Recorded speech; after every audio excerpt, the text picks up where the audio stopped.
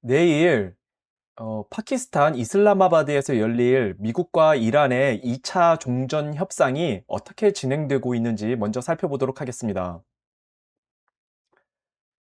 어, 지금 언론에서는 과연 2차 종전 협상이 열리는 것이냐 안 열리는 것이냐 의견이 분분하죠. 저도 잘 모르겠습니다. 일단은 시간 순으로 한번 어떻게 진행되고 있는지 살펴볼 텐데, 자, 갈리바프 국회의장이 먼저 지난 4월 18일 날 국영방송에 나와서 이런 말을 했어요. 미국과 협상이 필요하다. 이란은 미국의 군사력을 과소평가해서도 안 된다. 실제 이렇게 얘기를 했어요. 갈리바프 국회의장이. 그러자마자 이란의 강경파들이 들고 일어나서 배신자라고 갈리바프를 비판하기 시작했고, 심지어 사이드 잘릴리라고 하는 국회의원은 갈리바프를 두고 우리가 쿠데타까지 일으켜야 된다, 이런 말까지도 했습니다. 이 사이드 잘릴리라고 하는 사람은 이란의 고위 정치인이에요. 예전에 그 이란 국가안보회의 사무총장까지 했었던, 그래서 지금 갈리바프의 정치적 라이벌이라고 합니다. 이 사이드 잘릴리라고 하는 사람은. 예, 갈리바프가 4월 18일 날 이런 얘기를 했었고, 그리고 지난 20일 날 타스님 통신에서 나온 얘기는 이란은 아직까지 협상에 불참한다는 결정을 유지하고 있다. 예, 그렇게 발표를 했고요. 예, 2차 종전 협상에 참석하지 않겠다. 예, 그렇게 발표한 거죠. 그리고 갈리바프가 오늘 아침 6시에 X 계정에 이렇게 글을 올렸습니다. 미국이 봉쇄를 가함으로써 휴전을 위반을 했다. 이란은 미국의 위협의 그늘 아래서는 협상을 할 수 없다. 그리고 우리 이란은 협상이 안 될 경우에 새로운 전쟁도 준비하고 있다. 이렇게 글을 올렸는데, 이거는 미국 보고 제발 봉쇄를 좀 풀어달라. 나는 협상에 나가려고 하는데 봉쇄를 좀 풀어달라. 이 얘기를 하고 있는 거예요. 갈리바프가. 트럼프 대통령은 여전히 봉쇄를 풀고 있지 않습니다. 이거 잘하는 겁니다. 트럼프 대통령이. 자, 그리고 오늘 아침 8시에 트럼프 대통령이 뉴욕 포스트와의 인터뷰에서 휴전 기간을 하루 연장을 하고, 한국 시간으로 내일 오전까지 하루 연장을 하고 제디 벤스 부통령을 파키스탄으로 보냈다고 공식적으로 발표를 했습니다. 트럼프 대통령이. 그러자마자 바로 1시간 후에 악시오스 뉴스에서 모즈타바가 협상단을 파견하기로 결정했다는 뉴스가 나왔어요. 그런데 이에 대해서는 아직까지 모스타바가 공식적으로 그렇게 발표를 했다는 공식 성명서는 아직 나오고 있지 않아요.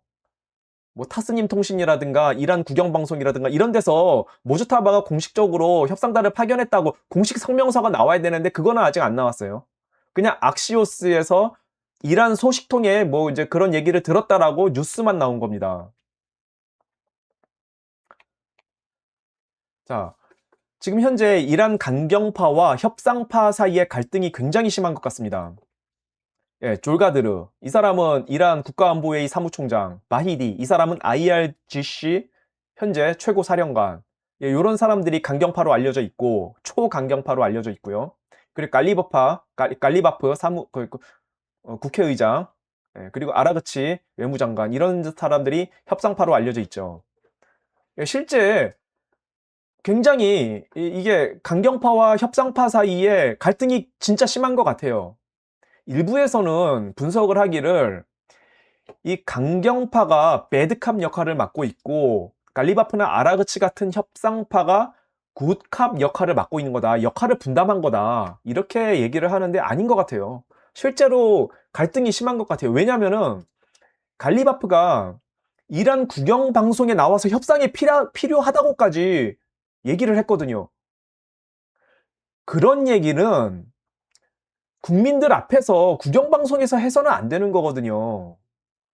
그냥 자기네들끼리 내부에서나 할 수 있는 얘기지, 국민들 앞에서 공식적으로 공개적으로 우리 미국하고 협상을 해야 된다, 그리고 우리 이란은 미국의 군사력을 과소평가해서는 안 된다, 이런 얘기를 공개적으로 할 수 있는 게 아니에요. 근데 갈리바프가 그 얘기를 공개적으로 했단 말입니다. 그리고 이에 대해서 심지어 우리가 쿠데타까지 벌여야 되고 이 갈리바프를 제거해야 되는 거 아니야, 이런 얘기까지 나오고 있으니까, 이거는 진짜 협상파와 강경파 사이에 갈등이 있는 것 같아요. 이 역할 분담 이런 게 아닌 것 같아요. 그래서 결론적으로 과연 내일 어 2차 종전 협상이 파키스탄에서 열리겠느냐? 트럼프 대통령은 JD 벤스 부통령을 보냈다고 공식적으로 발표했습니다. 그러면은 일단은 이란도 협상파를 보낼 수밖에 없다고 예상은 됩니다. 예. 결국은 이란이 아무리 강경파라 할지라도 협상단을 파견할 수밖에 없지 않나. 왜냐면은 미국 쪽에서 JD 벤스 부통령을 파견을 했는데 이란 쪽에서 파견을 안 하면은 그러면은 이 협상을 깬 쪽은 이란이라는 그 책임을 뒤집어 쓸 수밖에 없지 않습니까? 그래서 아무리 이란 강경파라 하더라도 일단은 갈리바파와 아라그치 협상단을 파견할 수밖에 없다고 저도 그렇게 예상을 합니다. 많은 언론들도 그렇게 예상을 하죠. 그러나 결국에는 이 협상은 결렬될 수밖에 없다고 거의 뭐 저는 확신을 합니다. 예. 아무리 내일 협상이 열린다 하더라도 이거는 사실상 결렬이 된 거나 마찬가지라고 저는 확신을 해요. 지금 현재 어 미국 전함들이 항공모함하고 강습 상륙 전단들이 어떻게 지금 오고 있냐면은 자, 현재 아라비아해에 에브람 링컨 항모전단하고 트리폴리 강습 상륙 전단이 작전을 벌이고 있고요. 그리고 포드 항모전단이 며칠 전에 수에즈 운하를 통과해서 홍해로 진입을 했습니다. 그리고 조지 HW 부시 항모전단이 남아프리카를 돌아서 인도양으로 진입하고 있는 중이고요. 박서 강습 상륙 전단이 서태평양 지금 괌하고 사이판 섬을 지나서 여기가 어디지? 인도네시아 해협 그쪽으로 진입을 하려고 하고 있습니다. 저는 이 박서 강습 상륙 전단 11해병 원정대가 왜 이렇게 이란에 도착하는 시간이 늦어지고 있나 궁금했는데 알고 보니까 며칠 전에 지난 4월 14일, 15일쯤에 태풍이 신라쿠, 신라쿠라고 하는 태풍이 그 괌하고 사이판 섬 그쪽에 태풍이 발생했었다 그래요. 그래서 지난 4월 18일, 19일 사이에 이 박서 강습 상륙 전단이 사이판 섬에 물하고 음식을 제공하는 그 일을 며칠 동안 했다고 합니다. 예. 그러니까 이란에 도착하는 시간이 며칠 늦어졌던 거예요. 그러나 저는 결론적으로 제가 계속 드리는 말씀이지만 지금 굉장히 강력한 상륙 작전을 할 수 있는 병력들이 중동에 집결을 하고 있고요. 저는 결국에는 미군이 이 전쟁을 끝내기 위해서 호르무즈 해협에 대한 상륙 작전을 할 수밖에 없고 그리고 하리라고 저는 확신을 합니다. 자, 어제 IDF 병사가 레바논 남부에 있는 카톨릭 교회 앞에 있던 그 예수님 동상을 훼손하는 사건이 있었죠. 그래서 이에 대해서 네타냐후 총리가 이 사건에 대해서 아주 심각하게 유감 성명을 발표하면서 아주 진지하게 사과를 했습니다. 요 글이 이게 X 계정에 올린 글인데 요 글을 한번 읽어 보겠습니다. IDF 병사가 카톨릭 교회에 예수님 동상을 훼손했다는 소식을 듣고 깊은 슬픔과 충격을 받았습니다. 군 당국은 해당 범죄자에게 엄중한 징계 조치를 취할 것입니다. 이스라엘은 모든 종교의 예배의 자유를 존중하며 우리나라는 중동에서 기독교가 가장 번영하고 생활 수준이 높아지고 있는 유일한 국가입니다. 레바논과 전 세계의 신앙인들에게 끼친 상처에 대해 깊은 유감을 표합니다. 예. 네타냐후 총리가 이 사건에 대해서 아주 깊은 아주 진지하고 깊은 사과 성명을 발표를 했고요. 심지어 뭐라고 말을 했냐면은 이스라엘은 중동에서 기독교가 가장 번영하고 있고 기독교인들의 생활 수준이 가장 높아지고 있는 유일한 나라라고. 그래서 우리는 기독교인의 예배의 자유를 존중한다고 발표를 한 거예요.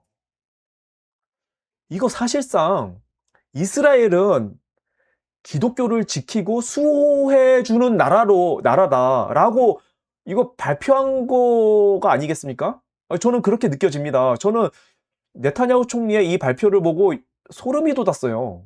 왜냐하면은 이스라엘이 원래는 기독교에 대해서 그렇게 호의적인 나라가 아니거든요. 뭐 이슬람 국가들처럼 기독교인들을 핍박하고 죽이고 때리고 이 정도까지는 아니지만 기독교인들에 대한 차별이 굉장히 심한 나라란 말입니다. 이스라엘이. 불과 10년 전까지만 해도 이 기독교인들에 대한 테러가 종종 일어나는 나라였어요. 이스라엘이. 근데 지금 네타냐후 총리가 이스라엘은 거의 이건 사실상 기독교를 수호하는 나라라고 발표한 거라니까요. 이 전쟁이 벌어지니까 지금 이런 현상이 나타나는 거예요. 전쟁이 벌어졌는데 전 세계에서 기독교가 가장 번영하는 미국이라는 나라가 기독교 국가 미국이 이스라엘의 가장 강력한 동맹이 되어서 같이 전쟁을 해주고 있고 그리고 전 세계에서 예수님에 대한 신앙이 가장 진지한 정치 지도자 트럼프 대통령. 트럼프 대통령이 보기에는 저래도 기독교 정신에 대해서 가장 진지한 정치 지도자라니까요. 지금 전 세계에서. 그런 트럼프 대통령이 이스라엘을 가장 지지하고 수호해주는 정치 지도자 아닙니까? 가장 친기독교적인 대통령이 가장 친이스라엘 대통령인 거예요. 그러니까 네타냐후 총리가 이스라엘은 사실상 기독교 수호 국가라고 지금 공식 발표한 지금 이런 현상이 나타나고 있는 겁니다. 굉장히 놀라운 사건입니다. 전쟁이 벌어지니까 이런 일도 벌어지는 거예요. 그래서 저는 야, 이게 정말 성경 말씀이 예언한 이스라엘의 영적 부흥과 각성의 시대가 다가오고 있는 것이 아닌가. 예, 그런 생각이 듭니다. 예, 감사합니다. 방송 마치겠습니다.